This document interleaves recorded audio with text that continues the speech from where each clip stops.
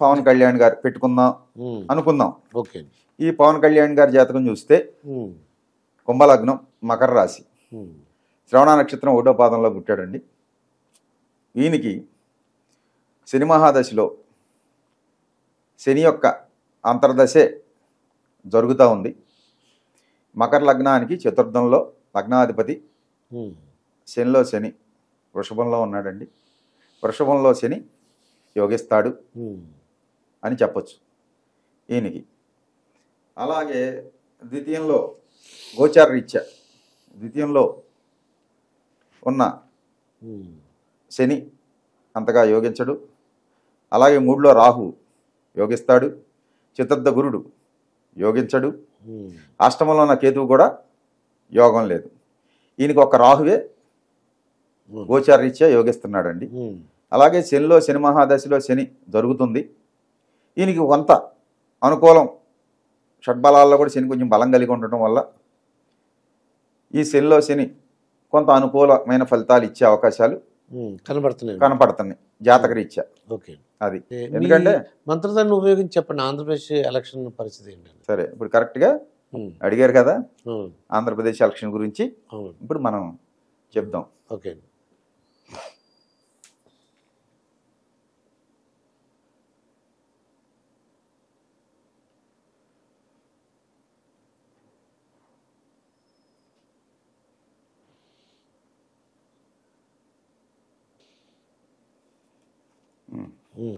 ఆంధ్రాలో అధికారంలోకి వస్తే చంద్రబాబు గారు రానిండి, పవన్ కళ్యాణ్ గారు రానిండి, ఎవరు వచ్చినా 117 ఎమ్మెల్యే సీట్లతో అధికారంలోకి వస్తుందండి.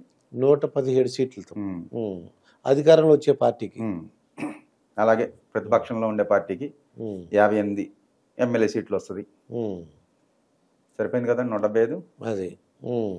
అది జగన్మోహన్ రెడ్డి గారు చూద్దాం. ఇక 3వది ప్రస్తుతం ముఖ్యమంత్రి గారు జగన్మోహన్ రెడ్డి గారు. ఈంది కన్యాలగ్నం, అలాగే ఆరుద్ర నక్షత్రం 2వ పాదం, మిథున రాశి.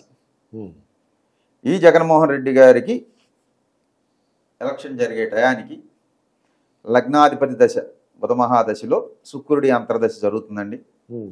ఈ బుధుడు తృతీయంలో వృచ్చికంలో ఉండి నవాంశలో కూడా అక్కడే ఉండి వర్గోత్తం పట్టాడు. సో ఇదే జగన్మోహన్ రెడ్డి గారు వర్గోత్తం పట్టిన దశానాథుడితో పాటు ద్వితీయ భాగ్యాధిపతి అయిన శుక్రుడు తృతీయంలో ఉండటం వల్ల ఈయనకి జాతకరీత్యా గ్రహం బలంగా ఉన్నట్టే మనం ఎవరైనా జ్యోతిష పండితులు చెప్తారండి. ఇక తర్వాత ఈయనకి గోచార రీత్యా శని భాగ్యంలో అనుకూలంగా లేడు, రాహు దశమంలో అనుకూలంగా లేడు, గురుడు గోచార రీత్యా లాభంలో అనుకూలంగా ఉన్నాడు, చతుర్థంలో కేతువు కూడా అనుకూలంగా లేడండి. ఈయనకి గురుబలం ఉంది. అలాగే మన చంద్రబాబు నాయుడు గారికి కూడా గురుబలం ఉంది. పవన్ కళ్యాణ్ గారికి రాహుబలం ఉంది గోచార రీత్యా. ఈ విశ్లేషణ అండి. ఇక తర్వాత ఇంకా 4వ జాతకం షర్మిల గారిది. షర్మిల గారి జాతకం తీసుకుంటే ఏమది కుంభలగ్నం, అలాగే ఉత్తరా నక్షత్రంలో జన్మించిన 4వ పాదంలో జన్మించిన షర్మిల గారిది కన్యారాశి అయింది. ఈ కన్యారాశిలో ఉన్న షర్మిల గారికి ప్రస్తుతం గురు మహాదశలో రాహు యొక్క అంతర్దశ జరుగుతుందండి. ఈ గురుడు లగ్నానికి ద్వితీయ లాభాధిపతి, గురుడు వ్యయంలో ఉన్నాడు. అలాగే రాహు లగ్నాత్తు లాభంలో ఉన్నాడు. లాభాధిపతి వ్యయంలో ఉండటం అంత అనుకూలమైన కాలం కాదండి. గురు మహాదశ ఈ 16 ఏళ్ళు కూడా పెద్దగా అనుకూలమైన కాదు, యోగించదు అని చెప్పొచ్చండి. అలాగే రేపు 10/1/2025 నుంచి ఈమెకి శని మహాదశ కూడా ప్రారంభం అవుతుందండి. గురుడు వెళ్ళిపోయాక వచ్చే శని. ఈమెకి లగ్నాత్తు పంచమంలో శని వక్రం ఉండటం వల్ల పుత్రభావంలో పుత్రులకు సంబంధించిన సమస్యలు, సంతాన సమస్యలు ఈమెకి తప్పకుండా ఉంటాయి. సంతానపరమైన ప్రాబ్లమ్స్ అర్థమైందండి, అది తప్పదు. ఇక రెండోది 2025 జనవరి 10వ తారీఖు నుంచి వచ్చే శని దశలో ఇప్పుడున్నా కన్నా డౌన్ఫాల్ అవుద్ది ఏమో జీవితం. ఈమెకి ఇబ్బందికరమైన పరిస్థితులే గోచరిస్తున్నాయి. ఓకే. ఏమో రాజకీయంగా రాణించదు. తెలంగాణలో పార్టీ పెట్టి జెండా ఎత్తేసింది. ఇప్పుడు అక్కడేదో తీసుకొచ్చి ఇచ్చారు, ఏదో అదే కాంగ్రెస్ అధ్యక్షురాలు ఏదో, అక్కడ కూడా ఏమో సినిమా ఏమి ఈ జాతక రీత్యా అయితే లేదనమాట, సినిమా ఏం ఆడదండి. అది ఏమొక రాజకీయంగా సినిమా ఫ్లాప్. ఓకే, సత్యం జరిగేది అదే. ఇది ఇక అధికారంలోకి మీ మంత్రదండం ఉపయోగించి లేదంటే మీ జ్యోతిషం ఉపయోగించి మళ్ళీ 2024 ఎలక్షన్లో ఆంధ్రప్రదేశ్లో ఏ పార్టీ అధికారంలోకి రాబోతుంది, లేకపోతే ఏ కూటమి? ఈ జాతకాలు పరిశీలించాం, అయిపోయింది. సుమారుగా ఎన్ని సీట్లు రావడానికి అవకాశం ఉంది?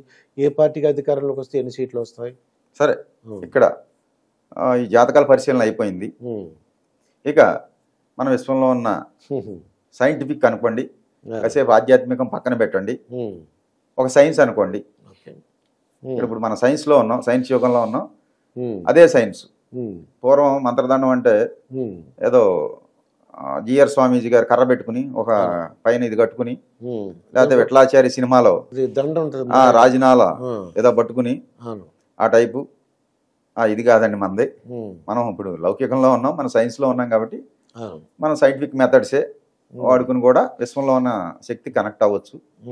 అది నేను గత కొన్ని సంవత్సరాలుగా ప్రాక్టీస్ చేస్తున్నారు, సాధన చేసిన ఫలితంతో దైవానుగ్రహంతో సంప్రాప్తించిన విద్య ఇది. సో దాన్ని బట్టే మనం తెలంగాణలో చెప్పడం జరిగింది. జ్యోతిష్యంలో ఎవరైనా సరే మీకు ఒకటే చెప్తున్నాను, ఇలా ఉంది కాబట్టి గెలవచ్చు, అధికారంలోకి రావచ్చు అని చెప్పడమే తప్ప ఇన్ని సీట్లతో వస్తాడని చెప్పడానికి జ్యోతిష్యంలో ఎక్కడ రాసిలేదండి. అర్థమైందండి? మా సిద్ధాంతులు ఎవరు చెప్పినా ఇక్కడ నేను పూనకం వచ్చినట్టు ఊగి మీ ముందు ఒక డాన్స్ వేసి ఒక డ్రామా వేసి నాకు అమ్మవారు ఆవహించింది, లేకపోతే యేసుప్రభు ఆవహించాడు, లేకపోతే అక్కడ ఎవరో ఆయన ఖురాన్ లో ఉన్న అల్లా వచ్చాడు నా ఒంటి మీదకి, లేకపోతే ఇంకొకటి వచ్చానని ఒక డ్రామాలు వేసి చెప్పి ఇదంతా ట్రాషు. ఇదంతా కూడా జనాలని నమ్మకాన్ని వీక్నెస్ ని క్యాచ్ చేసుకునే సిస్టమేనండి. ఇది అసలు చెప్పడానికి ఈ పూనకాలు ఒకటాలు ఏమీ చెప్పక్కర్లేదు. భగవంతుడు మీలో ఉన్నాడు, నాలో ఉన్నాడు, చరాచర విశ్వం అంతా కూడా వ్యాపించున్నాడు, అన్ని జీవరాశుల్లో ఉన్నారు.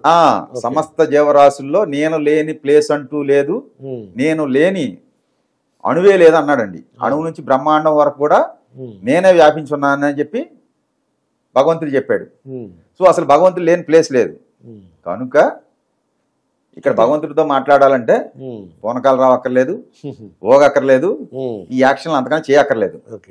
ఎవరన్నా అలా చేసి నేను ఊగి అమ్మతో మాట్లాడుతున్నాను, నాన్న అమ్మ చెప్పింది అంటే అది పచ్చి మోసం.